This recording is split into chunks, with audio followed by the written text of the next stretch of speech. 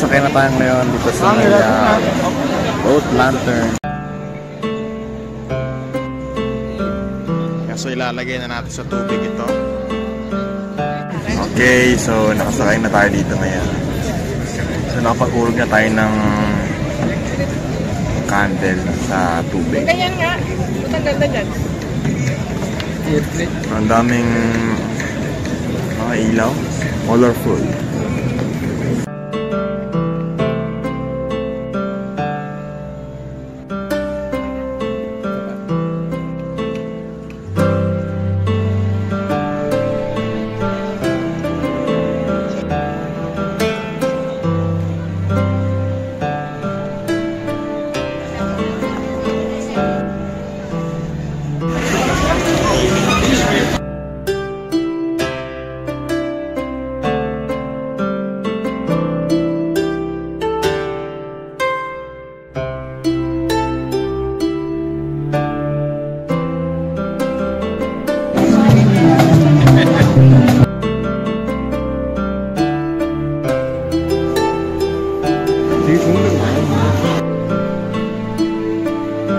So natapos na tayo sa may boat ride kanina, no? So ang ganda doon, ang daming ilaw guys.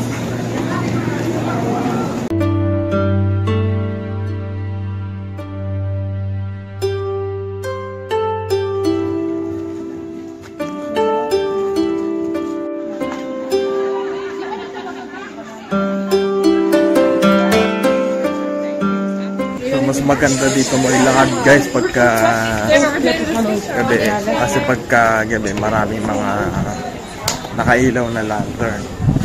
Kung makikita mo yung mga iba't ibang kulay ng ilaw.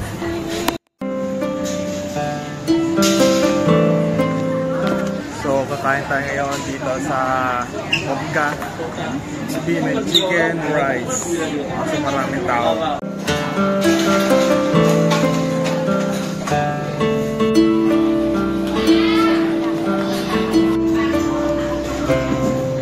Yung chicken rice dumating na rin. So, tikman na natin itong chicken rice. Yung chopper, buso na kasi. Sarap na. So, tikman natin ito. Tikman natin ito guys. Ito. Paso lang natin.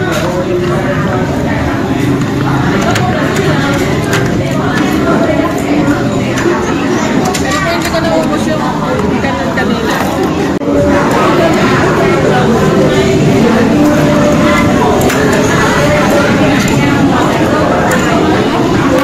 So, grabe pala magsasawan yung mga tao dito guys. So, kasi puro sili. Ayan. Kapal. Laki na sili.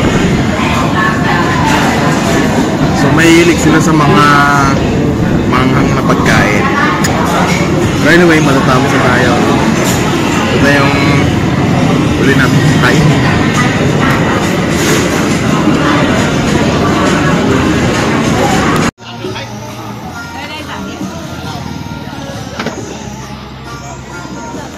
Ayan guys, kumakanta, naglalako. O, di ba easy money yan, di ba? Kumanta ka lang, kakapera ka na. Basta maglakad ka lang habang kumakanta. Magbibigay ng pera sa'yo.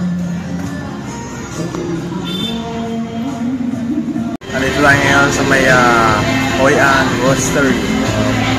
Pasok mo sa office na. And kakainom lang natin ng smoothie kasi tapos na.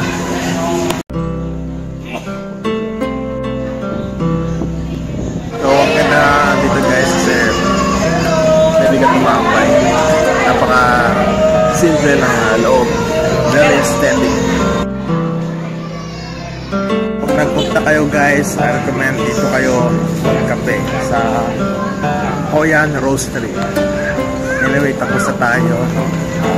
Tapos na tayo mag-report. Lalakad-lakad na lang tayo dito.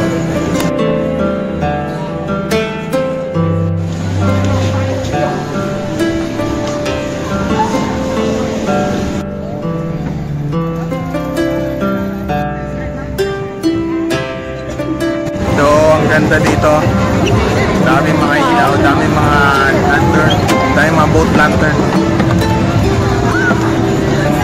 So medyo kumukunti na yung tao pag ganitong oras.